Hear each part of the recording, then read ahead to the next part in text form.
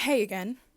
So I know that you are just as tired. Like literally, I don't want to talk about this. I don't want to make this video. I know you guys are just as fatigued as I am. But we've got new Stephanie Jenkins lore, and this I do genuinely feel compelled to speak on. And I'm going to preface this with, before I launch into this, with I'm making this video and I feel compelled to speak on this because I work with a number of people who have, rightly so or not, been diagnosed with BPD.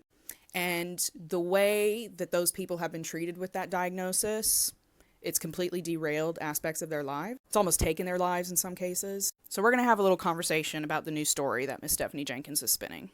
For those who don't know, Stephanie Jenkins has now come online and said that her mother has BPD, presumably to fight the claims that her mother has made, because for those who also don't know, her mother has expressed concerns for the children and has shared a story that Stephanie basically ran her for a lot of money, had her mom quit her job to take care of her kids, and then dumped her in a house by herself so that she could go and live with Andrew Jenkins in a one-bedroom apartment with his children and the ones he's abandoned. Anyway, I have real big issue with this new story that Stephanie's telling, and here's why. This is not a story we've ever had from Stephanie before.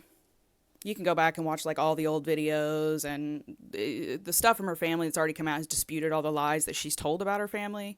But essentially, there's never been a BPD story before. So now, when Stephanie's mother comes out and explains all the bad stuff that Stephanie did, the choices that she made to put her children in that situation, Stephanie has now come out on the internet to proclaim that her mother has BPD. And she's done this for one reason and one reason only.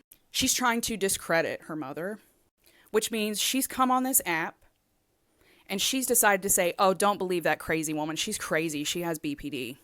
Feeding into the stereotypes and taboos that harm people with BPD all around the world.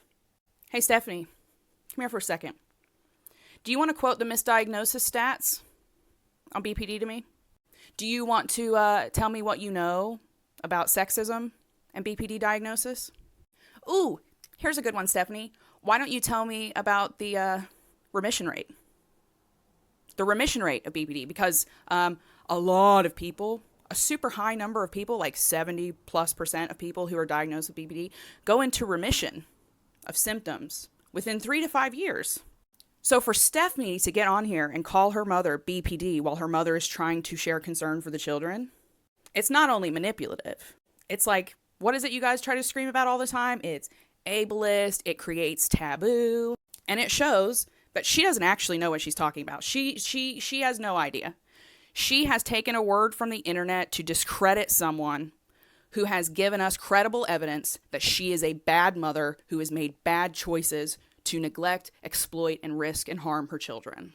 Stephanie, instead of trying to discredit your mother on the internet, why don't you just go to therapy? Why don't you go to therapy? Because there's one personality disorder in the room that we're concerned about, and it's not any one of your moms. Cluster B is gonna cluster B.